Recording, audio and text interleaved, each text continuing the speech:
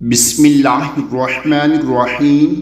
ایک صحابی نے نبی اکرم صلی اللہ علیہ وآلہ وسلم سے عرض کی، مجھے کوئی بلائی کی بات سکھا دے، تو آپ صلی اللہ علیہ وآلہ وسلم نے فرمایا کہ یہ وظیفہ پڑھا کرو: سبحان اللہ والحمد للہ ولا الہ الا اللہ واللہ اکبر۔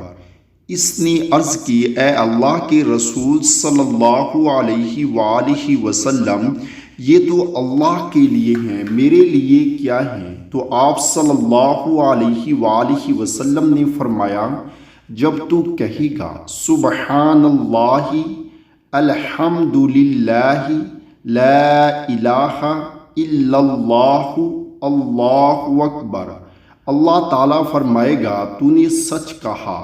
اور جب تو کہے گا اللہم اغفر لی، اللہم اغفر لی، اے اللہ مجھے معاف کر دے، اللہم ارحمنی، اے اللہ مجھ پر رحم فرما، اللہم ارزقنی، اے اللہ مجھے رزق عطا فرما، اللہ تعالیٰ فرمائے گا میں نے یہ سب کچھ تجھے عطا کر دیا۔